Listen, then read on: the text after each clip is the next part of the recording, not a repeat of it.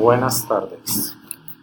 Yo soy José Raúl Quesada, soy estudiante del curso de Biología Celular de la Universidad Nacional Abierta y a Distancia. Me corresponde hacer una reflexión epistemológica sobre el pensamiento científico. Y para esta reflexión me baso en 3 preguntas que debemos responder y con la cual vamos a tratar de explicar. La primera de ellas es, ¿qué es la ciencia? ¿Y cuál es la diferencia con las pseudociencias?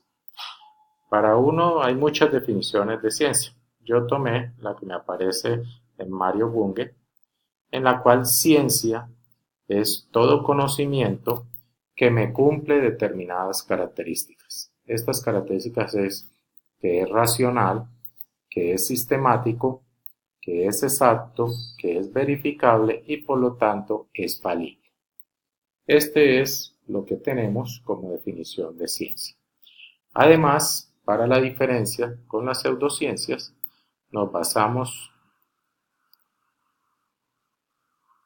en el libro El mundo y sus demonios de Carl Sagan, en la cual en esa lectura yo tomé algunas frases para hacer más explícito la situación. Estas frases son, por ejemplo, la prueba es insostenible, no se ofrece nada parecido a una prueba que fundamente esas afirmaciones. Esto se le decía el científico debatiéndole a su conductor cuando éste le quería preguntar sobre situaciones que para él eran ciencia, para el científico no. Con estas dos definiciones, lo que es ciencia y con estas frases, podemos llegar a la reflexión que nos da la diferencia entre ciencia y pseudociencia. ¿Cuál es esta diferencia?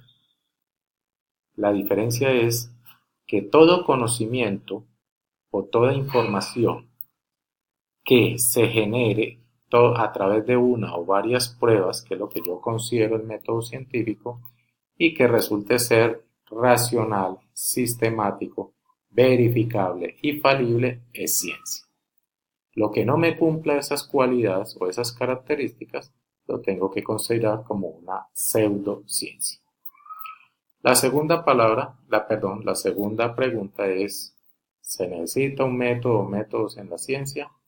Y eso, como vemos en la reflexión, es sumamente importante.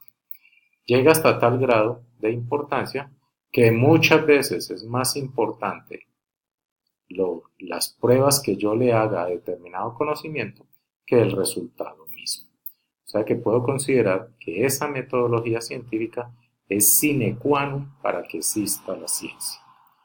Por último, me habla de cuál es la relación de la ciencia con la sociedad.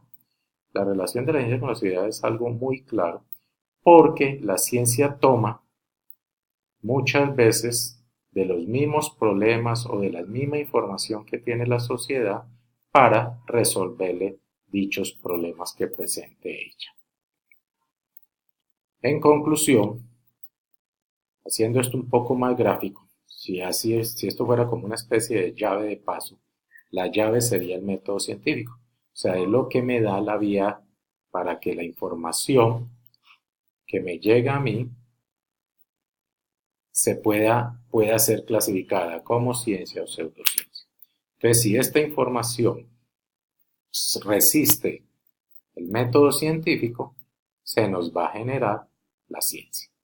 Si por el contrario no resiste las pruebas que se le hagan, lo que vamos a tener es una pseudociencia.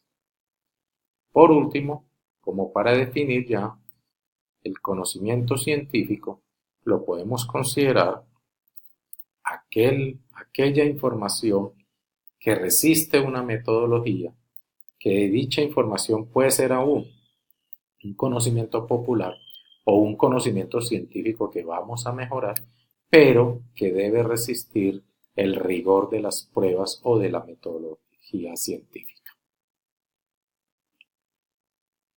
Con esto, agradezco mucho su atención. Terminamos la reflexión epistemológica sobre la ciencia.